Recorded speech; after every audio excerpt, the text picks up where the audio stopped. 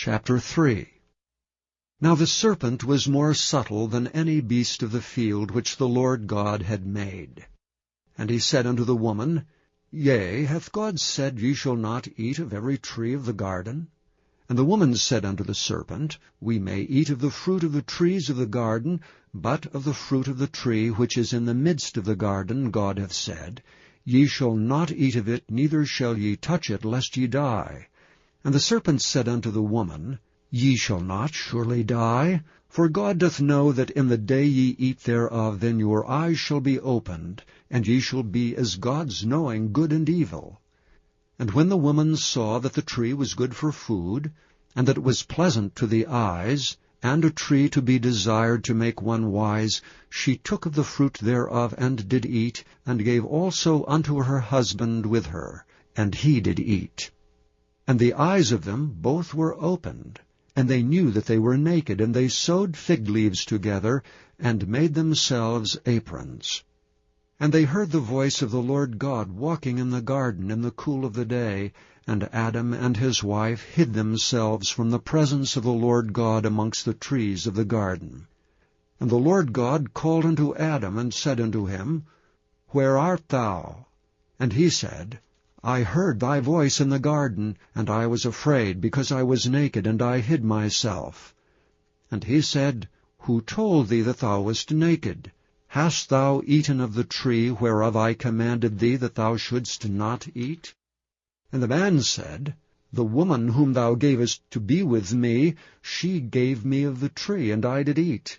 And the Lord God said unto the woman, What is this that thou hast done? And the woman said, The serpent beguiled me, and I did eat. And the Lord God said unto the serpent, Because thou hast done this, thou art cursed above all cattle, and above every beast of the field. Upon thy belly shalt thou go, and dust shalt thou eat all the days of thy life. And I will put enmity between thee and the woman, and between thy seed and her seed. It shall bruise thy head, and thou shalt bruise his heel. Unto the woman he said, I will greatly multiply thy sorrow and thy conception. In sorrow thou shalt bring forth children, and thy desire shall be to thy husband, and he shall rule over thee.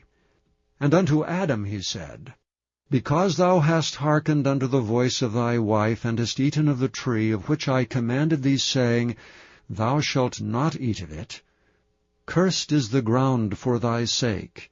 In sorrow shalt thou eat of it all the days of thy life. Thorns also and thistles shall it bring forth to thee, and thou shalt eat the herb of the field.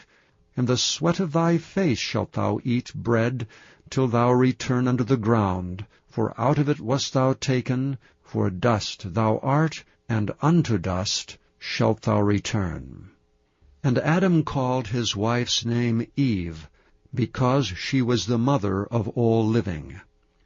Unto Adam also and to his wife did the Lord God make coats of skins, and clothe them. And the Lord God said, Behold, the man is become as one of us, to know good and evil. And now, lest he put forth his hand, and take also of the tree of life, and eat and live forever, therefore the Lord God sent him forth from the Garden of Eden, to till the ground from whence he was taken. So he drove out the man, and he placed at the east of the Garden of Eden cherubims with a flaming sword, which turned every way, to keep the way of the tree of life.